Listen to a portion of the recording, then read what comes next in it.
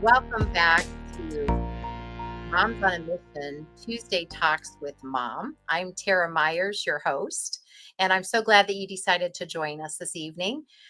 For those of you that were not here last week, you can go back to the Moms on a Mission Facebook page and watch our replays. And if you're new here tonight, you can submit questions as we go along, and you are welcome to do that while we chat. And we'll be sure to save some time at the end for some Q&A. So we appreciate that. I'm Tera Myers. I am a mom on a mission, and I have three wonderful grown children now, Samuel, Lindsay, and Maggie, and I'm so delighted to have been able to advocate for them. And we are here tonight to just have a conversation about some of the issues that moms face, and hopefully you will glean some information that you could find useful. And if tonight is not your night, I suggest that you join us on the second and fourth Tuesdays of the month to gather more information, and perhaps that'll be the subject that sets for you. Tonight, I have a very special guest, a lady that I met a couple years ago at a panel. My son and I went to speak at a panel in Nashville, Tennessee, and it was the first and only time, thank the Lord, that he froze up while speaking. And when he got off the stage, he was overwhelmed and he was really upset with himself. And Miss Clarice Jackson came up to him and encouraged him and spoke just truth into him. And, it changed the trajectory of the rest of the event. And he never forgot her. So I'd like to welcome Clarice Jackson. She's a proud mother of Micaiah and Latecia, a role that she holds most dear. She's also the founder of Voice Advocacy Center, where she empowers students with dyslexia through structured tutoring. She's a special education activist, a restorative justice mediator, and a champion for educational freedom. Welcome, Clarice. Thank you, Tara. I am so touched by Sam, and I had no idea that I was uplifting him in that moment. I thought he did phenomenal. I think his presentation and everything he stood for just stood out to me, and I just wanted to go and commend him for the wonderful job I thought he did. So to hear that, he didn't think so. I'm glad I was able to affirm and confirm for him that he, in fact, did what he was purposed to do that day. Well, I really appreciate it. And it was a really nice meeting. And I didn't even realize that was you when we first met as moms until you found a picture on your phone. And Yeah. I just remembered this really beautiful woman coming up to him, and he just kept talking about you. And you kind of opened the door for him to calm down a little bit on his nerves and be able to talk to other folks that were there. And it turned the event around for him. And so when I found out that was you, I thought, what a double blessing that is. So Oh, definitely a God thing. I put the pictures on my TV, and uh-huh. after you and I met and we became a part of Moms on a Mission, and the picture just scrolled by, and when I saw it, I'm like, "That's Sam. That's Tara's son," and it's just God. It's a God thing. It's a Yes, God it thing. is.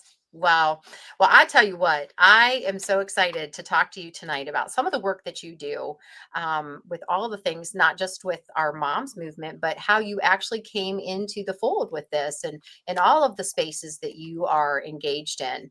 And I want to ask you first and foremost, how does your work with the advocacy, the Voice Advocacy Center, how does it support students and with dyslexia, and what impact have you had on their literacy journey? So tell us a little bit about that.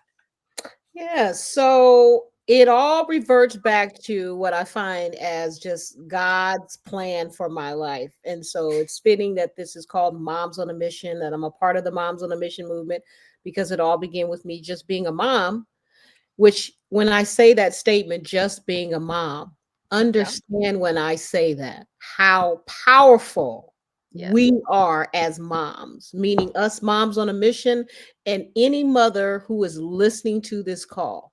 There is so much power and advocacy in our voices, and our voices matter at every table that includes our child or children. So just know that. With that being said, Voice Advocacy Center was birthed through the experiences that I had navigating the public school system for my daughter who had dyslexia. And if we know anything about dyslexia now, is that it is more amplified. The messaging is out there. The legislation has been passed. But at that particular time, back in 1999, it had not been. And so I was navigating a system that was behind the time, that did not acknowledge or recognize, nor were the teachers trained on how to address or identify dyslexia. And so my daughter suffered, and she went from pre-K to fourth grade, not able to read. And the social and emotional trauma that Mhm. she went through was Mhm. awful. So, through my advocacy, not knowing a thing, not knowing anything about special education law, regular education law, how to advocate, what to say, I just went in there just being a mom. Yep. And I started moving some things. And as I started moving things in respects to what's the best interest of my daughter, I found my voice as an advocate. And if I would say nothing to anybody tonight, I would make sure that I would want to say is that it doesn't matter how you begin. It matters how you end. And so don't get caught up in what you don't know. You'll learn what you need to know on the way, but what you do know is you know how to be a mom and you know what's best for your kids. So lead with that and the rest will follow. And so that's how Voice Advocacy Center came to be. I love it. I absolutely love it because that is it's parallel. It's parallel to where, I came from, and just I tell parents all the time, you know your children. You know Yes, your you do. children, and the resources and the knowledge will come when you're put to a place where you have to fight for them. It's amazing of Mhm. the determination and the knowledge and the power that comes as a result of that. And you also said, and I firmly believe this, God puts you in a place exactly where he wants you and what your Yes. purpose is. So I really appreciate that. I think that's awesome. And I'm excited because when I taught in the school, dyslexia, there's just not enough resources. There's not enough tutors, not enough training. So I remember the first time I met you walking to dinner, as Mhm. on our Moms on a Mission. I was just drilling you. I'm like, tell me about this. What do you do? Yes, Because yes, I just you are. it's yeah. I mean, it's really an area where parents are in need of help and students need that. So thank you, Clarice, for your work in that area. Well, Appreciate it. thank you for acknowledging that, the word dyslexia was often unheard of. And so we've done a really good job through Decoding Dyslexia, which is a parent-led grassroots movement. It's nationwide, so anybody listening should have one in their state. If you're not familiar with it, get involved with them. They're on Facebook. There's a Decoding Dyslexia chapter here in Nebraska, and I'm the president and founder of that. But what we really needed to do and what we did accomplish. And that's why I believe so passionately in the advocacy of moms is that prior to moms getting Mhm. together in this grassroots movement, and the same thing with educational freedom, it's going to take moms coming together and really rallying and amplifying our voices because once we begin to speak collectively, Yes. we will not be denied. And so, with that, we got legislation passed. Dyslexia is becoming more mainstream as it should have always been. And those things wouldn't have happened without moms. I That's right. firmly believe that. Absolutely. Totally agree. Well, Clarice, another question I have for you is, as a champion for educational freedom, what key policy changes do you believe are necessary to ensure that all students, especially Black and Brown students, um, receive equitable literacy instruction? This is a big one. Yeah, it really, really is. I think for most families of color, they want what everybody else. It's not really a racial thing, except for the sense of the economic status and the zip codes that Mm. a parent may live in. And Right. because of those dynamics and because of systemic barriers that persist in some schools still today, those create the issues where it's often taxing trying to obtain choice. And Yeah. so I believe with the choice bill that President Trump is backing, and what we believe that regardless of economic status or zip code, parents are the primary people that should be determining where their children get educated and what setting that's in.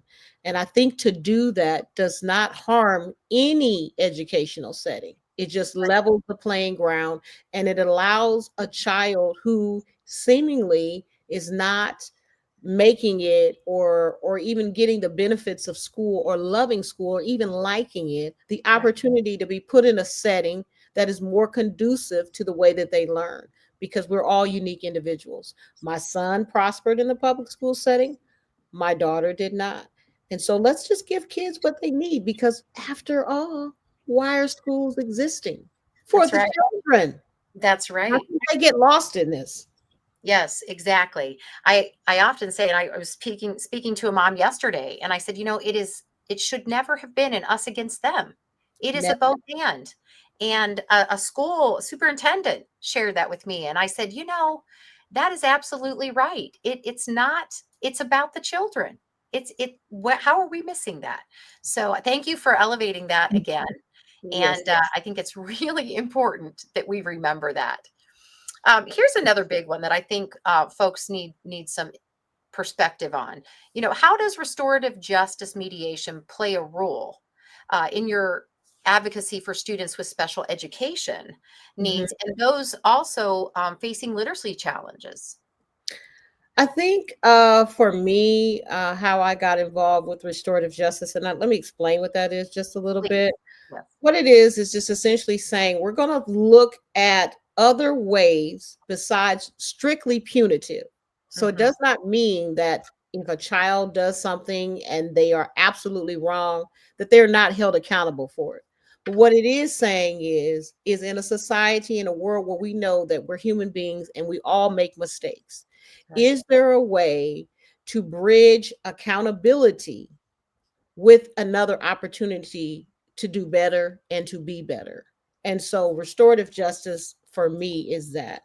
And so as a mediator, just dealing with different situations, whether it's in school or outside of school with youth who have done things that they shouldn't have done. The Hmm. process is very much that, having a conversation with the child or person who has done the harm, and then expressing to them how that harm impacted, whether it's a business, a school, a person, what have you, and then bringing those two parties together for the person who's been harmed to get their opportunity to express why this harmed them, and then Right. have the person that did the harming acknowledge that and then make recompense for it, versus just slapping them with a suspension or an expulsion, putting them in jail or what have you. And if there is truly really accountability, it really works, and it reduces the the process of it happening again. And so that's what Right. I pour into with that. I love it. That's I hope that answered your question. I started going into the definition. Did I answer your question? yes, you did. I Okay. think you did. And I think that that'll be helpful for people even defining that and giving them a different, I shared when I spoke to Becky, and I'm going to share it again. I think we need to kind of rotate around the table of life, and we need to sit in different seats from just the one that we always sit in. We need Yes. to see things from the other vantage point of other people, and then we're able to understand a lot more than had we just stayed where we've always been. So I think that's great, and I appreciate your work in that. I think you're very passionate about each of these things. And so I appreciate that. Clarice, what inspired you to start to establish Black Literacy Matters? Tell me a little bit about that. Yes. So Black Literacy Matters just was birthed from just wanting to see all children read, right? And Mhm. for dyslexia to be addressed and acknowledged, and for children to receive the structured literacy instruction that they need in order to be successful readers, because it intersects with everything. And on that journey, I just began to find startling numbers that bothered me to my core. And those numbers were less than 17% of all Black students in every single state are below basic in reading. And so for me, it's not about the word or the term black. It's about the fact that a population of people are historically below basic in reading, and that population happens to be Black students. And so, with anything else that we know, the many different wonderful initiatives that are happening in the world, when we talk about cancer, people can support cancer research, but then they had to take it a step further and they said, you know what? Breast cancer has impacted my family. So I'm going to be a champion for breast cancer. I'm going to be specific in which type of cancer I'm going to put my efforts towards to help. Why? Because I have a personal impact with it and I feel connected in changing that. And that's why Black Literacy Matters, the conference, was birthed last year. It came out of conversations with many different literacy organizations, and that disparity of still seeing post slavery literacy rates similar to what it was when literacy was a denied right to African Americans. I Right. could not sit back and watch that happen. And so I'm trying to do something about it, which we as Americans know is the way we get anything done. If you see something, you notice an issue or a problem, do you talk about it or do you be about it? And I'm a action oriented person. We we have a lot in common in that arena. You and I have talked about this, on our side notes and conversation. It's not the same, it's different, but I feel just as passionately about individuals with cognitive delays as well. We've Yeah. discussed that and how, you know, they didn't feel, they meaning his public district, that it was important to teach him how to read. And we've had that conversation how if you can't read, you can't access society in any At form. all. You At can't read the all. Bible. You cannot read a menu. You cannot pay your taxes. You cannot vote. And so every individual, and then you've got these people groups, entire populations of individuals that are being denied access or not having the expectation thereof. And to me, we should be so fired up about literacy and making sure that individuals can read, every individual. I was excited when you called that time and said, "Hey, what do you think about Black Literacy Matters?" I said, "Girl, go for it." I would like to come up with a name for myself and then go, "All right, Clarice, teach me everything you know about literacy." And when I talk to schools about starting, especially private schools, Christian private schools, about starting special education areas, I'm like, these children have to be provided with an opportunity to read. And when people do not find that to be of value, oh, it really puts a bee in my bonnet. I'm telling Oh you. 'Cause yeah, it puts me in my bonnet too. I'm gonna take your saying. It puts me in my bonnet. I wear a bonnet every night. Okay, I don't always look like this about the head. you know what I'm talking about. It just, So I know about the bonnet. And yeah, I feel like, again, I feel like this was a commission from God. I yes, cannot sit up here and tell you that I came up with this, that who I am today, and really who am I? I'm just a mom out here doing what I can do, trying to make a difference in this world, which all moms can do. And what I found was, okay, when my journey began, I dealt with two children, Desi and Willie, who had cerebral palsy. And I would walk into that classroom as their paraprofessional while I was going through college. And I would see a teacher and a classroom at that time where it was acceptable for them to get 0% on their spelling test, where they weren't able to read. And we're talking about brilliant people. yeah, Desi could discern what was happening with me, if I had a good day or a bad day, and I never had to say anything. She would look at me and say, Clarice, what's wrong with you today? You're not yourself today. And so I'm sitting here having these conversations with these two students at 18 and 19 years old as their para. And I'm watching them every single day not learn anything. And it unacceptable. bothered me to my core. And so I went and had a conversation with the teacher, and she was a wonderful teacher for them. I said, where are the expectations? Yep, We're not going to leave these kids in this classroom simply because, and I said simply because they have cerebral palsy, that's and right. not expect more for them and out of them. That's So right. we're going to raise the expectations and we're going to make sure that they learn how to spell and read and write. And so we began to do that. And I would drill them, and I would use this computer program called Spellbound. And they went from 0% to 100%. And Oh, they were that's right. That's excited. right. Yes. Yes. Don't ever let anybody determine the trajectory of an individual before they have great expectations for them. You know, Absolutely. that is essential. That is so important. Yeah. One last question that I have for you, Clarice, is tell me what you hope to get out of Moms on a Mission. What do you hope to be you know, the culmination? What is your big, favorite aspect, or what do you Oh hope my to? God.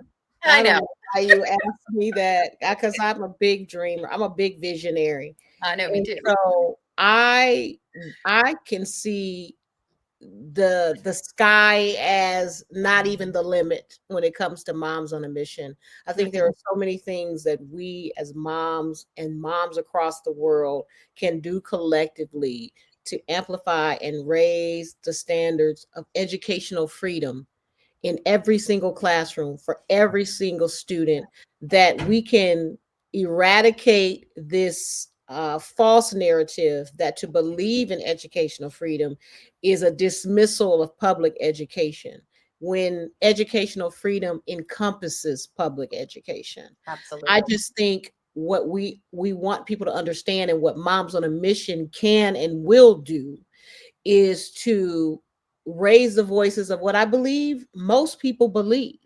And that is what is in the best interest of my student educationally. As a parent, whether you are a mom or a dad, you want that for your child. We're not asking for a Cadillac or a Maserati education. We're just asking that you simply provide our children an appropriate one. That's And right. each child differs in that. And we have to be able to meet that. And they should not be punished educationally, because the impact to society is either we create educational freedom, or we see on the back end where we're having prisons and having to build more and more, because we are not addressing the individualized needs of children who primarily get placed into prisons and detention centers for reading, writing, and spelling, which includes neurodivergent children, which we know encompasses dyslexia and cognitive issues and all of the above. And that's a term that most people don't understand. But what we do understand is our child has learning differences and different needs. And we need to be able to provide that for them, regardless of what our situation is at home. And Moms on a Mission is going to do that. Oh, that's awesome. Well, Clarice, thank you so much for answering all of my questions Yes. and elaborating on them. We do have some questions to get to here tonight. So Okay. I got one. I got one question that came through early. So I'm going to cover Okay. that one first. And then we have a few others that we need to get to here.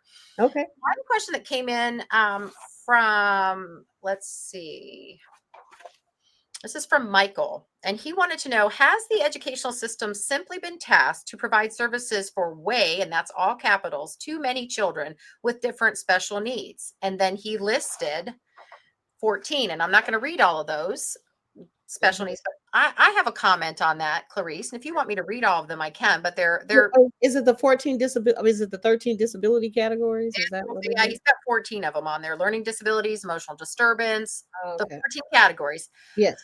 And I think this is a wonderful question for us moms, because I think for too long, and we can discuss this briefly before we get to the other questions, but I think the Moms on a Mission platform provides the answer to that, is that Mhm. not every single school is going to be an expert in all those areas, nor are they going to be able to be an expert into all of those children. But when you bring the mom and you bring the dad, when you stop pushing parents out of the discussion and you bring them in and you have a collaboration, you can solve anything. And I think that the Moms on a Mission opportunity opens the door for making sure that teachers are able to provide what the students need: paras, teachers, resources. But you have to bring them to the table. And I don't know about you, Clarice, but I was met at the door many a times. Go home and let us do what we do. And I Yeah. said, but you're not doing, you don't know what you're doing. You don't know him. I mean, with all due respect, I'm not trying to be hateful. My teachers were wonderful, but all these other things were not working. And I said, you won't listen to me. And Yeah. I know the students. So do you have anything you want to add to that before we get to our other questions or Yeah, I think you said it best. Um, as parents, when you're going into those meetings like that and having the experience that Tara just talked about, which is very common, what you need to clearly remember is that you are the expert of your child and you are a part of that team. And regardless of who went to school and what degree they have, you still know your child better than anybody that's working with them. And so you need to be a active participant and yes, partner, because we know we're not defaming or no, demeaning the professionals that are teachers, and they're valuable. We can't do it need all. them. We That's right. need them, but we need to work collaboratively together. Yes, And so I would agree that we've had some issues with these different disability categories and the impact we want right. teachers to have on it. So we definitely need to rehaul that. That's right. Okay, we have Becky. We have a question from Becky. Says, what Right. advice do you have for parents of kids in junior high or high school if the kids are having challenges with reading? Should they get a professional evaluation or what do you recommend, Clarice? Absolutely. I think literacy intersects with all facets of life. It changes the trajectory of your life, your family, your future family, what have you. So even if it is in junior high or high school and they're having challenges with reading, number one, do not be ashamed of that. That's right. And do not put blame on yourself. That's right. What you need to know is that this is something that is a challenge, it's a hurdle, but it can be overcome. That's right. And reach out to the school system and not ask, but request. Keep Yes. that at the forefront of your mind. Request that your child gets tested because you see reading challenges and you want them addressed. Do not ask. That's right. Send an email and request That's right. it In writing. You got it. in writing. Thank Mm, you, Clarice. We have yes. another question. Pamela is next. Pamela says, it cost my daughter thousands of dollars in tutoring for my granddaughter to take the Barton curriculum for dyslexia. The school would not even test her. So, Clarice, do you have any recommendations or maybe what could have or should have happened? Well, unfortunately, Pamela, your story is not unique, and unfortunately, I've heard this story many, many, many times. I'm very familiar with the Barton curriculum. I know Susan Barton personally. So what I would say is, depending upon the state and depending upon the laws there, you shouldn't have had to do that because the school Right. system is supposed to be providing these services for your student, for your daughter or your granddaughter rather. And so first of all, I want to just apologize that you and your daughter and your granddaughter had to endure that. And what I would say is there are compensatory damages that Yes. could be a thing that you could discuss, and that would take a special education attorney or otherwise. I'm assuming that she's gotten the help that she needs, but if she is still getting tutoring, it might be time to go back to the table with the school system in writing, because if it's not Right. written, it's not said, and request that they begin to do what they were called to do, which is to teach your granddaughter how to read, including dyslexia. So Very reach out good. to the coding dyslexia in your state, and they'll be able to help you with that. Great. Next, we have Billy. Where to get help to get testing since state insurance will not pay for this. My area is $900. Most cannot afford this. So I kind of think that kind of mirrors off of what you suggested already is request. Yes. Is this for dyslexia? I'm assuming. I think it is. Okay, so if it's for dyslexia, no, most states don't, the insurance doesn't cover it. So you need to make sure that you don't have a dyslexia screening law in your state. I don't know what state you live in, but a lot of states have gotten dyslexia screening and reading laws passed. So the first thing that I would tell you to do is check your state laws, because oftentimes schools and teachers, and sometimes teachers are not aware. So don't think that teachers are just trying to not help your kids. They might not know, or they may not have the information. Sometimes you're going to be the one. And you said Missouri. So check the Missouri laws to see if there is any laws out there for dyslexia or not, and which I believe Missouri does have some. And they just had a reading league conference where all the teachers in Missouri just met over the past weekend about dyslexia and screening. So I'm sure that there are. And then a lot of times you have to bring the documentation to the school system, which lets them know that they're supposed to be providing this help to you, and then make them do it based on the law that you bring to them. So check there first, and then reach out to Decoding Dyslexia Missouri or the Reading League, which is in Missouri as well. There's one there as well. And let me know if that doesn't help. If all else fails, reach out to me on whatever social media connections I have that have been put up, and I'll be able to help you. Great. Thank you. Now we have Cynthia. I love the turning table advocacy for attempts to understanding the other, for loving the other, which is willing the good of the other as well, and for trying to be in someone else's seat or shoes. Goes a long way for positive change. Love listening to you. Wonderful moms.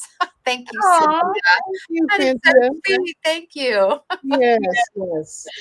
That's the restorative justice way. That's right. Yes. And then Farinita, please say that twice on educational freedom is not anti-public school. Yes, Farinita, it is not. It's a both and philosophy. We are not one against another. It's any and all options. I always tell people it's everything. If you want to do Montessori, if you want to do homeschool, if your child fits best in a micro school, if you need a charter school or public school or private school, no one should be denied a quality education. So nobody should be shamed for having to make another choice. Not at all. None of us, I don't know about you, Clarice, but the last thing I wanted to do was to go against what all my friends were doing. And I tried everything. 4 years I tried. And finally I said, this is ridiculous. I need to meet this child's needs. He cannot afford another year. And, getting shamed. I was shamed. I was told, but I'm like, it's not against the school. Yeah. Children need an education, and the public school is there for many. So is the private school. It's a both and. Do you have anything you want to add to that? I do. I would like to say, it was a lonely journey at first. I'm sure we all of us moms have discussed this, and having the exact same feelings that you had. And I think that's one of the things that Moms on a Mission can provide for every mom out there. You are not alone. You are a part of this culture. You are a part of this community. And we are here. We support you. We rally behind you. And for you to advocate on behalf of the best needs of your children educationally, whether you get on the school's nerves or not, we are here to champion you on and tell you that is the only way sometimes you get what needs to happen for your child. And so we are here. We support you. We are a collaborative partnership, but educational freedom is not anti-public schools. And so I push back on anybody that ever tries to project that narrative onto me because I advocate for school choice. No, I just have been on the side where my child needed a different choice and I didn't have the means to do it. Yet it was the determinant of whether she learned to read or not. And so if you are a parent and you experience anything like that or worse, and you are sitting there with the choice of whether you support another alternative or not, tell me what you would do. And every time I've asked that question, everybody who is a parent says, I'm going to do what is in the best interest of my child. And for that, for many, many families, is educational freedom. That's right.